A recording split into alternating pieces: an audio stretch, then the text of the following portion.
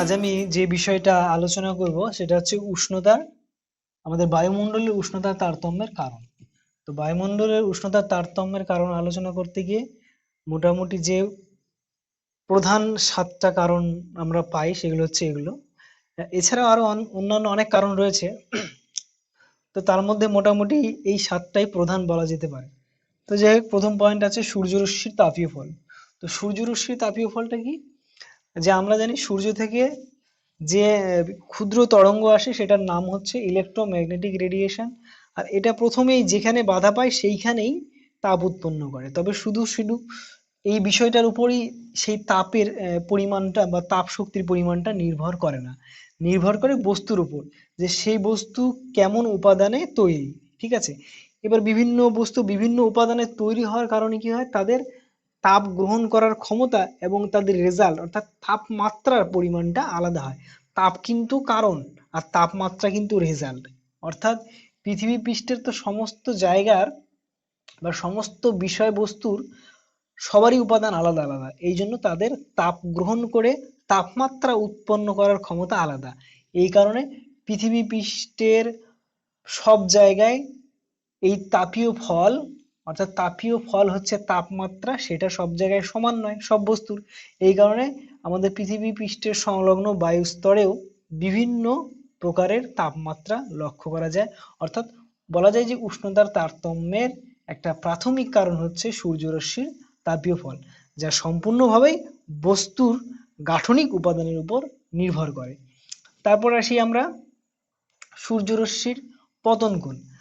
আমরা কি জানি যে 1 বর্গ সেন্টিমিটার ভূভাগকে যদি সূর্যরশ্মির সঙ্গে লম্বভাবে ধরা যায়, তাহলে 2 ক্যালোরি তাপমাত্রা উৎপন্ন করবে পার মিনিটে। এবার এটার পরিমাণ লম্ব সূর্যরশ্মির উপর নির্ভর করে, লম্ব হলে সেটা 2 ক্যালোরি, কিন্তু যখন তির্যক ভাবে পড়ে তখন তো সেটা আর 1 সেন্টিমিটার থাকে না, সেটা বেড়ে যায়, তাই তো? বেড়ে যাওয়ার ফলে কি হচ্ছে, এই 2 ক্যালোরি তাপ ডিস্ট্রিবিউট হয়ে যাচ্ছে। অর্থাৎ জায়গা প্রথমে যতটুকু ছিল সেটা জায়গার পরিমাণ যদি বাড়ে, তাহলে 2 ক্যালোরি তাপ সেখানে ছড়িয়ে যাবে, তাপমাত্রা কম হবে।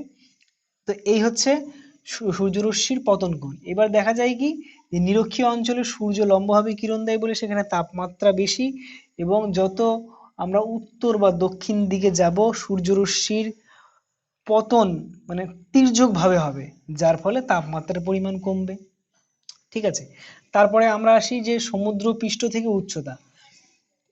যে পাশাপাশি অবস্থিত দিল্লি আর এটা সিমলা, সিমলা একটু পাহাড়ি অঞ্চলে অবস্থিত, অর্থাৎ উঁচুতে। সিমলার উচ্চতা সমুদ্রপৃষ্ঠ থেকে প্রায় 2400 মিটার, ঠিক আছে, আর দিল্লির উচ্চতা মাত্র 240 মিটার প্রায়, তাই তো? অর্থাৎ সমুদ্রপৃষ্ঠ থেকে যে যত উপরে তার উষ্ণতা তত কম হয়। এটা একটা উদাহরণ, কিন্তু এর কারণ কি? এর কারণ হচ্ছে যে আমরা সমুদ্র পৃষ্ঠ থেকে যত উপর দিকে উঠবো বায়ুমণ্ডলের ঘনত্ব তত কমবে। তার কারণ একটাই, যে পৃথিবী বায়ুমণ্ডল কিন্তু মাধ্যাকর্ষণ শক্তির কারণে পৃথিবীকে ঘিরে রেখেছে। এবার যত যে বস্তু ঘনত্ব যত বেশি সেগুলো পৃথিবীর নিশ্চয়ই খুব পৃষ্ঠের কাছাকাছি থাকবে, তাই তো, মাধ্যাকর্ষণের কারণে। তো এই কারণে আমাদের ভূপৃষ্ঠ সংলগ্ন বায়ুস্তরেই কিন্তু মানে বায়ুমণ্ডলের প্রায় বেশিরভাগ ভরটাই নিহিত থাকে, মানে বেশিরভাগ ঘনত্বযুক্ত পদার্থগুলো আমাদের ভূপৃষ্ঠের আশেপাশেই থাকে। এই কারণে ঘনত্ব বেশি, আর ঘনত্ব বেশি হওয়ার কারণেই কিন্তু উষ্ণতা বেশি পরিমাণে তারা ধরে রাখতে পারে, যার ফলে আমরা যত উপরের দিকে উঠবো ঘনত্ব তত কম হবে এবং উষ্ণতা কম হবে। এই কারণেই যে একই সময় প্রায় জুন জুলাই মাসের দিকে দেখা যায় সিমলার উষ্ণতা যদি গড়ে 15 ডিগ্রি সেলসিয়াস ধরি, সেই সময় দিল্লির উষ্ণতা প্রায় গড়ে 40 ডিগ্রি সেলসিয়াস। অর্থাৎ অথচ স্থান দুটোর মধ্যে দূরত্ব খুব বেশি নয়, একমাত্র এই উচ্চতার কারণেই এমন ঘটনাটা ঘটে। তারপর আসি সমুদ্র থেকে দূরত্ব। হ্যাঁ, যে সমুদ্র থেকে এক প্রকার বায়ু স্থলভাগের দিকে যায় যেটাকে বলা সমুদ্র বায়ু, তাই তো? আমরা এটা পরে কোনো এক্সট্রা সময় আলোচনা করবো যে সমুদ্র বায়ুটা কি। এখানে বিষয়টা হচ্ছে যে সমুদ্র থেকে মোটামুটি দুপুরের পর থেকে একটা বায়ু প্রবাহিত হয় স্থলভাগের দিকে, কারণ স্থলভাগ উষ্ণ হয়ে সেখানে নিম্নচাপের সৃষ্টি করে, তাই তো? কিন্তু এই সমুদ্র বায়ু স্থলভাগের প্রায় 150 কিলোমিটার ভেতরে পর্যন্ত প্রবেশ করতে পারে। অর্থাৎ উপকূলীয় অঞ্চলে সমুদ্র বায়ু প্রবেশ করে, যার ফলে সেখানে কিন্তু উষ্ণতা কম হয়। এবার স্থলভাগে যত আমরা ভেতর দিকে যাব, যদি ধরি আমরা এটা মধ্য মানে এই উপকূল অঞ্চল বাদ দিয়ে ভারতের বাকি পার্টে কিন্তু সমুদ্র বায়ু প্রবেশ করতে পারছে না, যার ফলে এই স্থলভাগের প্রায় মাঝের দিকে যে জায়গাগুলো আছে সেগুলোতে তাপমাত্রা খুব বেশি হয়ে যাচ্ছে গ্রীষ্মকালে অথবা দিনের বেলা, তাই তো। তো কারণ কি, ওখানে সমুদ্র বায়ু প্রবেশ করতে পারছে না। তো এরকমই একটা উদাহরণ হচ্ছে দিল্লি, যে দিল্লি আমাদের ভারতীয় ভূখণ্ডের প্রায় মাঝের দিকে অবস্থিত। হ্যাঁ, তাই তো। এই কারণে দিল্লির তাপমাত্রা কিন্তু খুব বেশি, তাই তো। এটাও একটা কারণ। তাছাড়া আমাদের মধ্য ভারতের যতগুলো জায়গা আছে সেগুলোর উষ্ণতা কম বেশি সবই মানে প্রায় ওই দিল্লির উষ্ণতার আশেপাশেই থাকে। তারপরে আমরা চলে আসি সমুদ্র স্রোত। সমুদ্র স্রোত উপকূল বরাবর যখন প্রবাহিত হয়, যে উপকূলের পাশ দিয়ে যেমন সমুদ্র স্রোত যাবে সেইখানকার জলবায়ুর চরিত্র তেমনই হবে। আমরা জানি যে এল নিনো নামে একটা সমুদ্র স্রোত আছে, যেটা কি হয় যে দক্ষিণ আমেরিকার পশ্চিম উপকূল বরাবর দক্ষিণ মুখে প্রবাহিত হয়, অর্থাৎ দক্ষিণ দিকে প্রবাহিত হয়। এই স্রোতটা কিন্তু উষ্ণ, যদিও এটা মানে বেশ কয়েক বছর পর পর দেখা যায়। তো এই উষ্ণ সমুদ্র স্রোতের কারণে দক্ষিণ আমেরিকার এই উপকূল বলতে এই পাশটা হচ্ছে পশ্চিম উপকূল, এই পশ্চিম উপকূলে যে দেশগুলো দেখা যায় সেই দেশগুলোর উষ্ণতা সেই সময় বেড়ে যায়, এবং উষ্ণতা বেড়ে যাওয়ার কারণে সেখানে নিম্নচাপ হয়। এই নিম্নচাপ সৃষ্টির কারণে সেখানে ঝড় বৃষ্টি ইত্যাদি আহ, প্রাকৃতিক দুর্যোগগুলো বেড়ে যায়। তাহলে সমুদ্র স্রোত কিন্তু কোনো একটা স্থানের উষ্ণতাকে নিয়ন্ত্রণ করে থাকে। তারপর আমরা আসি জলভাগ আর স্থলভাগের বন্টন। যে স্থানে জলভাগের বন্টন যেমন বেশি হবে সেইখানে উষ্ণতা স্বাভাবিকভাবেই কম হবে। যেমন আমরা জানি যে উত্তর আমেরিকা বা হ্যাঁ, উত্তর আমেরিকা একটা দেশ, মানে যেটাকে ইউএসএ বলা হয়, ইউনাইটেড স্টেট অফ আমেরিকা।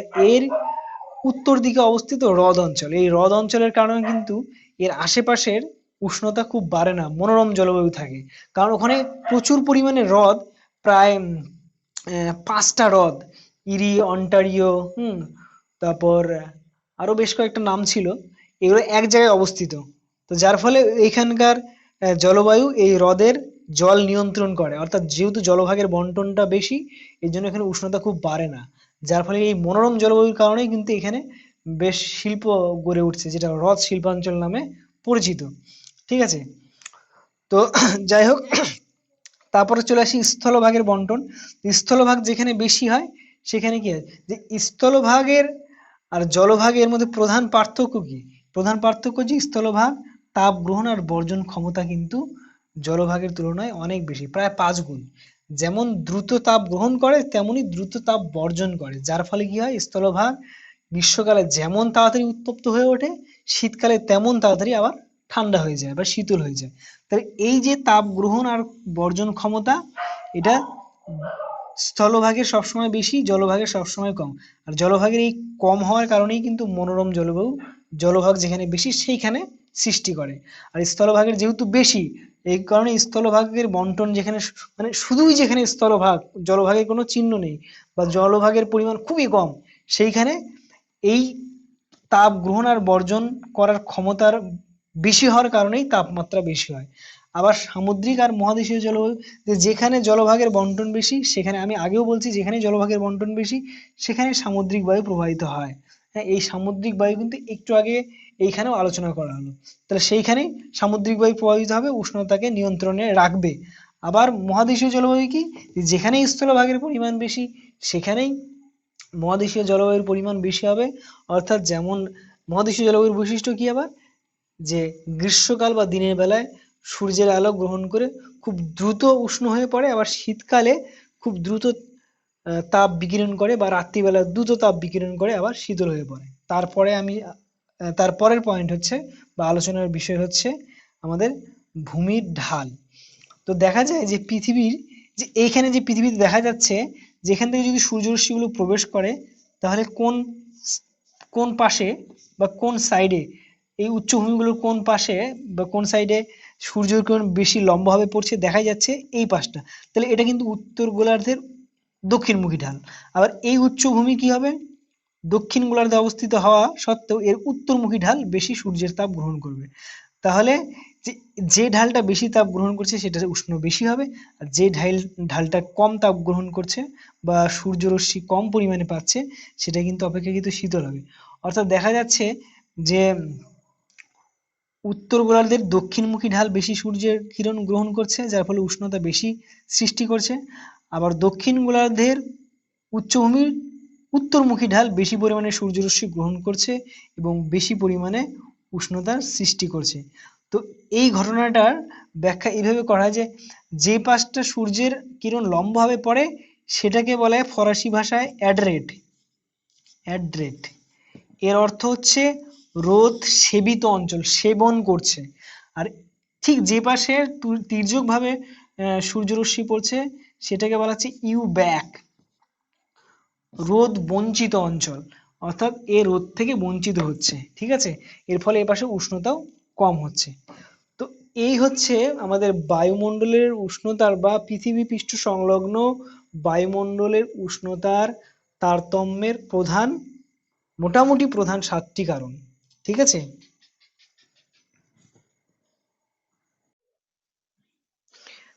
এছাড়াও বায়ুমণ্ডলের উষ্ণতার তারতম্যের যে অন্যান্য কারণগুলি রয়েছে সেগুলি হলো, যেমন বৃষ্টিপাত, যেখানে বৃষ্টিপাতের পরিমাণ বেশি হয় সেখানে স্বাভাবিকভাবেই উষ্ণতার পরিমাণটা কম হয়। যেমন আমাদের উত্তর পূর্ব ভারতে অবস্থিত মেঘালয় মালভূমি, সেখানে মেঘালয় মালভূমির যে বিশেষ জায়গাগুলো রয়েছে যেমন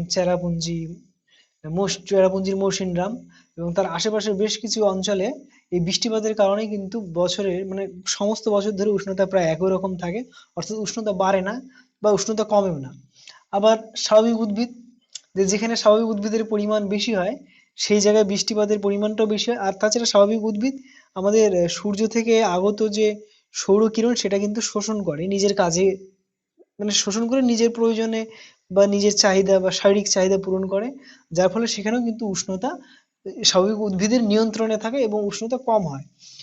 এবার নগরায়ন ও শিল্পায়ন আছে, যে সমস্ত জায়গায় দেখা গেছে যে নগরায়ন বা শিল্পায়ন দ্রুত ঘটছে সেখানে কার্বন ডাই অক্সাইড বা এই ধরনের গ্রিন হাউস গ্যাসের পরিমাণ প্রচন্ড বৃদ্ধি পাচ্ছে, যার ফলে সেখানে আশেপাশের অঞ্চলের চেয়ে উষ্ণতা বাড়ছে এবং যাকে ভূগোলের ভাষায় স্থানীয় হটস্পটও বলা হচ্ছে, অর্থাৎ তপ্তবিন্দু, আঞ্চলিক তপ্তবিন্দু, যেটা আশেপাশের অঞ্চলের তুলনায় সবসময় উষ্ণ থাকে। হ্যাঁ, তারপর মানে এই তপ্তবিন্দুর উদাহরণ দিতে গেলে আমাদের বলতে হবে যে বর্ধমান দুর্গাপুরের উষ্ণতা কিন্তু বেশি। তারপর যেখানে যেখানে যানজট বেশি হয় যেই শহরাঞ্চলগুলোতে, সেই শহরাঞ্চলগুলোতে কার্বন ডাই অক্সাইড অর্থাৎ গ্রিন হাউস গ্যাসের পরিমাণ বেশি, যার ফলে সেখানে কিন্তু এই উষ্ণতার পরিমাণটাও বেশি হয়। তো এইভাবে নগরায়ন শিল্পায়ন উষ্ণতা বৃদ্ধি করে বায়ুমণ্ডলের বা তার আশেপাশের অঞ্চলের। হুম, তারপর মৃত্তিকা, যে মৃত্তিকার উপাদান উষ্ণতা ধরে রাখার ভিন্নতাকে নির্দেশ করে। যেমন কৃষ্ণ মৃত্তিকা, কৃষ্ণ মৃত্তিকা হচ্ছে কালো, এই কালো মৃত্তিকা কিন্তু বায়ুমণ্ডলের উষ্ণতাকে দ্রুত শোষণ করে উষ্ণ হয়ে পড়ে, যার ফলে যেখানে কালো মৃত্তিকার পরিমাণ বেশি সেখানেও কিন্তু উষ্ণতার পরিমাণ বেশি। যেখানে আবার ধূসর মৃত্তিকা, তাদের উষ্ণতা গ্রহণ করার ক্ষমতা কিন্তু কালো মৃত্তিকার তুলনায় কম বা লাল মৃত্তিকার তুলনায় কম, তারা আবার তুলনামূলকভাবে তাদের চেয়ে কম উষ্ণ হয়, তাহলে সেখানকার বায়ুমণ্ডলও মোটামুটি ভাবে কম উষ্ণ হয়। তারপর হচ্ছে বায়ুপ্রবাহ, তারপর দেখা যাচ্ছে যে বায়ু প্রবাহ যেখানে হয় সারা বছর ধরে নিয়মিত ভাবে সেখানে উষ্ণতা তাদের নিয়ন্ত্রণে থাকে, অর্থাৎ বায়ু প্রবাহের নিয়ন্ত্রণে থাকে। হ্যাঁ, এবার সেটা সাময়িক বায়ু হতে পারে, যেমন উত্তর পূর্ব ভারতে লু প্রবাহিত হয় গ্রীষ্মকালে, বিশেষ করে উত্তর ভারতে। তো উত্তর ভারতের উষ্ণ বায়ু লু কিন্তু আমাদের এই ঝাড়খণ্ড, বিহার, উড়িষ্যা বেশ কিছু জায়গায় প্রবেশ করে উত্তর ভারত থেকে এসে, অর্থাৎ রাজস্থান থেকে প্রায় লু প্রবাহিত হয়ে মানে মধ্য ভারত থেকে প্রায় একদম পূর্ব ভারত পর্যন্ত চলে আসে। তাহলে সেগুলো কিন্তু স্থানীয়ভাবে উষ্ণতাকে নিয়ন্ত্রণ করে থাকে বা উষ্ণতার তারতম্য ঘটায়। তো এই হচ্ছে আমাদের উষ্ণতার তারতম্যের প্রধান প্রধান কারণ এবং তার সঙ্গে এছাড়াও কিছু অন্যান্য কারণ। তো বিষয় হচ্ছে যে লেখার ক্ষেত্রে একটা 5 মার্কসের নোটে তো এতগুলো লেখা সম্ভব নয়। তাহলে প্রথমে যে প্রধান কারণগুলো আলোচনা করা হয়েছে 7টা, তার মধ্যে সেখান থেকে চিত্র সহ 5টা দেওয়ার চেষ্টা করো, আর বাকিগুলো এর অন্যান্য কারণ হিসেবে শেষের দিকে ভেবে লিখে দাও। হ্যাঁ, আশা করা যায় এইভাবে লিখলে বেটার হবে জিনিসটা।